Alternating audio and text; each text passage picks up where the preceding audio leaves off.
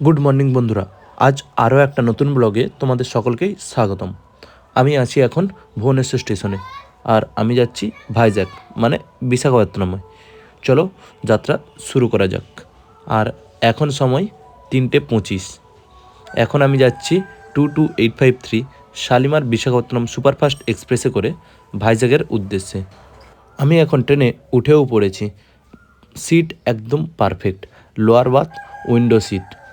আর এটা হচ্ছে আমার জীবনের প্রথম সোলো ট্রিপ, লং জার্নি, কিন্তু এক্সাইটমেন্ট একদম টপ লেভেলের বলতে পারো।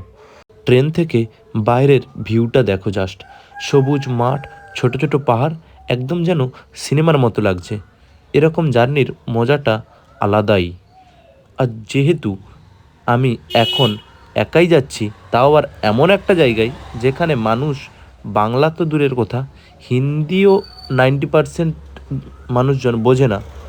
তো জানি না ওখানে মানুষদের সাথে কিভাবে কমিউনিকেট করব। সত্যি বলতে এর আগে আমি কোনো দিনই একা এত দূর কোথাও যাইনি। এত দূর তো দূরের কথা, আমি এর আগে বাজার পর্যন্ত যাওয়ার জন্য কোনো একটা সঙ্গীকে সাথে নিতাম। তো সেই জায়গায় আমি একা এত দূরে যাচ্ছি, নিজেও জানি না যে নতুন জায়গায় কতটা নিজেকে মানিয়ে নিতে পারবো। আর একা কোথায় থাকবো, কী খাবো, সেসবও কোনো ঠিক ঠিকানা নেই। আর আদৌ বাঙালি খাবার পাবো কি না, বা বাইরের খাবার আমি কীভাবে খাবো, তো সব কিছুই এই ভিডিওতে শেয়ার করব। দেখতে থাকো তাই ভিডিওটা লাস্ট পর্যন্ত। আর দেখতে দেখতে আমরা বিশাখাপত্তনম প্ল্যাটফর্মের কাছাকাছি চলেও এসেছি। ট্রেন অলরেডি অনেকটাই লেট। তো ফাইনালি আমি পৌঁছে গেছি ভাইজ্যাগ অর্থাৎ বিশাখাপত্তনম স্টেশনে। স্টেশন থেকে নামতেই একদম অন্যরকম একটা ভাইব, ক্লিন, সুন্দর, আর সমুদ্রের গন্ধ যেন বাতাসে লেগে রয়েছে। যেহেতু আমি এখানে কিছুই জানি না, তাই স্টেশনের বাইরে একটা অটো বুক করে বললাম আরকে বিচের সাইডে যে কোনো একটা হোটেলে নিয়ে চলো। তো সেই কথা মতো অটো কাকুও আমাকে একটা হোটেলে নিয়ে যায়। আর সেই হোটেলে পৌঁছে আমি একটা স্কুটি রেন্ট করে নেই। যেহেতু এখানকার মানুষজন তেলেগু ভাষায় কথা বলে, আর আমি বাংলা, হিন্দি এই দুটো ভাষা ছাড়া তেলেগু জানি না, তাই কমিউনিকেশনের একটা সমস্যা হতে পারে। তার জন্য আমি অটো প্রেফার না করে আমি নিজেই স্কুটি নিয়ে ঘোরার সিদ্ধান্ত নিয়েছি, গুগল ম্যাপের সাহায্য নিয়ে। তো চলো এখন একটু ফ্রেশ হয়ে আবারও বেরিয়ে পড়েছি আজকের দিনের প্রথম সাইট সিন ঋষিকোণা বিচের উদ্দেশ্যে। আর আরকে বিচ থেকে ঋষিকোণা বিচের দূরত্ব প্রায় 14 কিলোমিটার মতন। এখন আমরা চলে এলাম বিশাখাপত্তনমের সবচেয়ে সুন্দর সমুদ্র সৈকত ঋষিকোণা বিচে। দেখতেই পাচ্ছেন চারপাশে সবুজ পাহাড় আর সেই সঙ্গে ঠান্ডা বাতাস, এক কথায় অসাধারণ অনুভূতি। এখানে সোনালি বালির ওপর নীল সমুদ্রের ঢেউ উপচে এসে পাথরে ধাক্কা খেয়ে আবার ব্যাকে ফিরে যাচ্ছে। আর এখানে এসে শুধু বসে থাকলেই চলবে না, এখানে রয়েছে জেট স্কি, স্পিড বোট, এমনকি সাঁতার কাটার সুযোগও। অ্যাডভেঞ্চার প্রেমীদের জন্য একটা পারফেক্ট জায়গা এটা।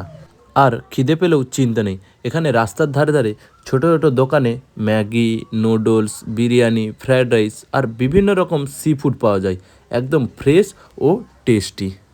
এরপর আমরা বেরিয়ে পড়েছি আমাদের নেক্সট ডেস্টিনেশন থতলাকন্ডা ভিউ পয়েন্ট। এটি অন্ধ্রপ্রদেশের কাছে অবস্থিত একটি মনোরম পর্যটন কেন্দ্র। এটি সমুদ্রপৃষ্ঠ থেকে প্রায় 128 মিটার উঁচুতে, যেখান থেকে বে অফ বেঙ্গলের অপরূপ দৃশ্য দেখা যায়। এই ভিউ পয়েন্টটি মূলত প্রাচীন বৌদ্ধ ঐতিহ্যের জন্য বিখ্যাত।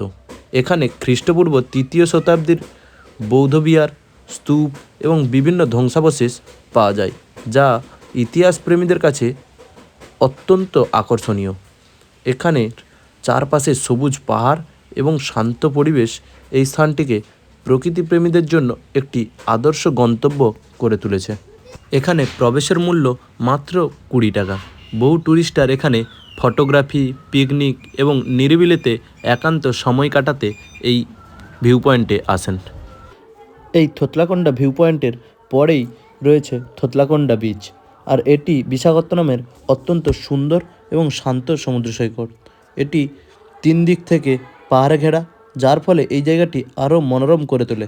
শহরের ভিড় এবং কোলাহল থেকে দূরে অবস্থিত এই সমুদ্র সৈকত, এখানে সোনালি বালু, নীল সমুদ্রের ঢেউ এবং সবুজ পাহাড়ের সংমিশ্রণ দর্শকদের মন জয় করে নেয়।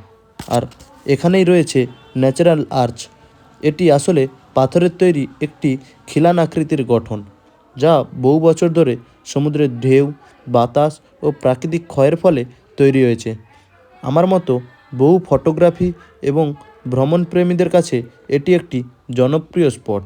এরপর সমুদ্রের ধার বরাবর এই রাস্তা একদম সোজাসুজি চলে গেছে আরকে বিচ পর্যন্ত, কিন্তু যাওয়ার পথেই পড়বে ভাইজ্যাক জু এবং সবচেয়ে জনপ্রিয় ট্যুরিস্ট স্পট কৈলাসগিরি হিলটপ। আর এটাই হলো ভাইজ্যাগের জু, অর্থাৎ ভাইজ্যাগের চিড়িয়াখানা। আর এখানের প্রবেশ মূল্য 80 টাকা করে।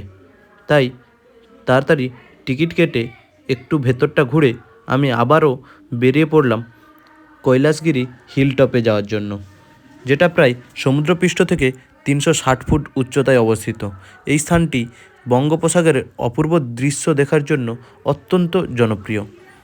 এখানের প্রধান আকর্ষণ হলো শিব পার্বতীর বিশাল মূর্তি, যা পাহাড়ের একদম চূড়ায় অবস্থিত। এছাড়াও এখানে রয়েছে রোপওয়ে, যেখান থেকে পুরো ভাইজ্যাগ শহরের 360 ভিউ দেখতে পাওয়া যায়। আর তাছাড়াও টয় ট্রেন, গ্লাস ব্রিজ, এছাড়াও বিভিন্ন রকমের অ্যাক্টিভিটিস যেমন স্কাই ওয়াক, স্কাই সাইক্লিং, আরও অনেক কিছুই রয়েছে, যা অ্যাডভেঞ্চার প্রেমীদের এখানে কাছে আসতে বাধ্য করে তোলে।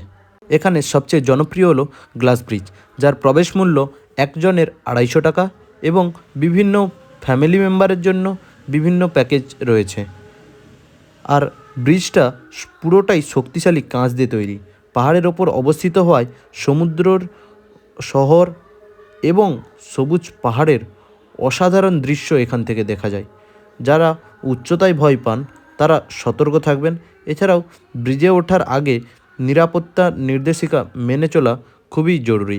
যেমন ব্রিজে ওঠার জন্য তোমাকে মোজা পরে উঠতেই হবে। আর যদি তুমি মোজা না পরে যাও তাহলেও কোনো চিন্তা নেই, ওখান থেকে তোমাকে মোজা প্রোভাইডই করবে। ব্রিজ থেকে পাহাড়, সমুদ্র আর শহরের ভিউটা জাস্ট দেখো। আর চারিদিকেই দেখো কত কাপেলস এখানে কাছে প্রি ওয়েডিং ফটোশ্যুট করতে এসছে। এই দেখো এখানে লেখাই রয়েছে ওয়েলকাম টু কৈলাস হিল।